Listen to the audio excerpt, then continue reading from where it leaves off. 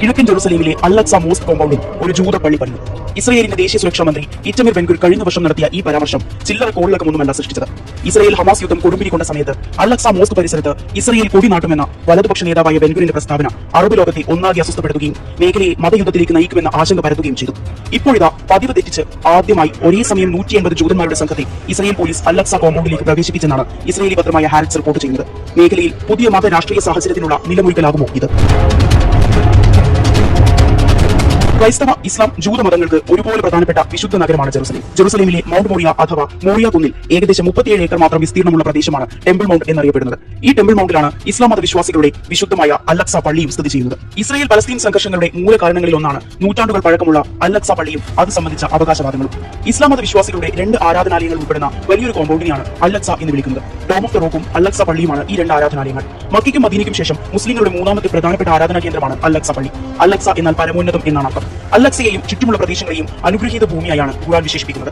ഇസ്ലാമിക ചരിത്രത്തിലെ ആദ്യ ഖിബ്ലയാണ്. എന്നാൽ വിശ്വാസികൾ ഇപ്പോൾ നിസ്കരിക്കുന്നത് മക്ക പള്ളിയുടെ ദിശയിലാണ്. 1967 യുദ്ധത്തിൽ ഗസയും വെസ്റ്റ് ബാങ്കും പിടിച്ചെടുത്തതോടെയാണ് അൽ-അഖ്സ പള്ളിയും ഇസ്രയേൽ നിയന്ത്രണത്തിലായത്. അന്നത്തെ ഇസ്രയേൽ പ്രതിരോധ മന്ത്രി മോഷെ ദയാൻ പള്ളിയുടെ ഭരണം ഇസ്ലാമിക വഖഫിൽ നിലനിർത്തുകയും സുരക്ഷ ഇസ്രയേൽ സർക്കാർ ഏറ്റെടുക്കുകയും ചെയ്തു. ജോർദാനിലെ ഔഖഫ് ഇസ്ലാമിക കാര്യ മന്ത്രാലയത്തിന് കീഴിലെ ഇസ്ലാമിക് വഖഫ് ഓഫ് ജെറുസലേമിനാണ് ഇതിന്റെ പരിപാലന ചുമതല.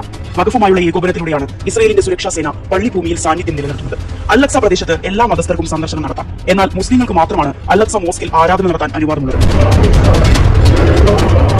ടെമ്പിൾ മൗണ്ട് ജൂതന്മാർക്കും വിശുദ്ധ കേന്ദ്രമാണ്. 2 സുപ്രധാന ജൂത ദേവാലയങ്ങൾ നിലനിന്ന സ്ഥലമാണിതെന്നാണ് ജൂതന്മാരുടെ വിശ്വാസം. 515 BC-യിൽ സോളമൻ രാജാവ് നിർമ്മിച്ചത് എന്ന് വിശ്വസിക്കപ്പെടുന്ന ആദ്യ ദേവാലയം BC 70-ൽ ബാബിലോണിയൻസ് തകർത്തു. ദൈവ സാന്നിധ്യമുള്ള ഈ പരിശുദ്ധ ഭൂമിയിലാണ് ലോക സൃഷ്ടി നടന്നതെന്നാണ് ജൂതന്മാർ വിശ്വസിക്കുന്നത്. BC 20-ൽ ഹെറോദ് രാജാവ് നിർമ്മിച്ചതാണ് രണ്ടാമത്തെ ദേവാലയം. ഇതിന്റെ ഒരു ചുമര് മാത്രമാണ് ഇപ്പോൾ ശേഷിക്കുന്നത്. അൽ-അഖ്സ പള്ളിക്ക് സമാന്തരമായി സ്ഥിതി ചെയ്യുന്ന ഈ വെസ്റ്റേൺ വാൾ ജൂതന്മാരുടെ ഏറ്റവും പരിശുദ്ധമായ ആരാധനാ ഇടമായാണ് കണക്കാക്കപ്പെടുന്നത്.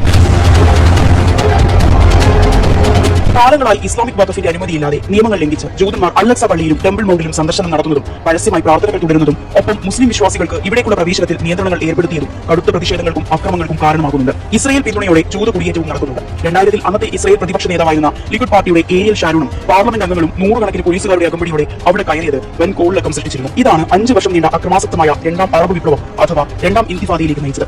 ഇതിൽ ആയിരക്കണക്കിന് സിവിലിയന്മാർ കൊല്ലപ്പെടുകയും ആയിരക്കണക്കിന് ഫലസ്തീനികളെ ഇസ്രയേൽ തടവിലാക്കുകയും ചെയ്തിരുന്നു. തുടർന്നുള്ള വർഷങ്ങളിലും സമാന സംഭവങ്ങൾ ഉണ്ടായി. 2022-ൽ ബെഞ്ചമിൻ നെതന്യാഹു സർക്കാർ അധികാരമേറ്റ ശേഷം പ്രകോപനവുമായി ഇറ്റമിർ ബെൻഗുർ തന്നെ നിരവധി തവണയാണ് അൽ-അഖ്സയിൽ പോയത്. ഇത് വൻ പ്രതിഷേധങ്ങൾക്ക് വഴിവെക്കുകയും മേഖലയിൽ അസ്വസ്ഥത പരത്തുകയും ചെയ്തു. കഴിഞ്ഞ ദിവസം 100 കണക്കിന് ജൂതന്മാരെയാണ് അൽ-അഖ്സ കോമ്പൗണ്ടിൽ പ്രവേശിക്കാൻ ഇസ്രയേൽ പോലീസ് അനുവദിച്ചത്. 180 പേരടങ്ങുന്ന സംഘങ്ങളാണ് ഒറ്റയടിക്ക് ടെമ്പിൾ മൗണ്ടിൽ എത്തിയതെന്നാണ് ഹാരറ്റ്സ് പത്രം റിപ്പോർട്ട് ചെയ്യുന്നത്.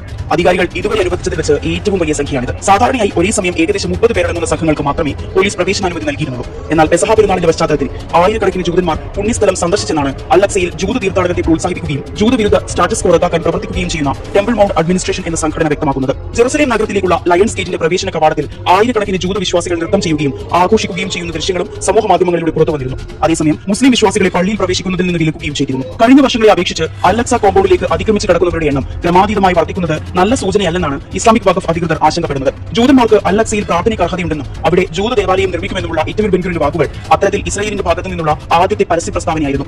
എന്നാൽ ടെമ്പിൾ മൗണ്ടിലെ നിലവിലെ സ്ഥിതി മാറിയിട്ടില്ലെന്നും ഇനി മാറുകയില്ലെന്നുമാണ് അന്ന് ഇസ്രയേൽ പ്രധാനമന്ത്രി ബെഞ്ചമിൻ നെതന്യാഹു പ്രതികരിച്ചത്.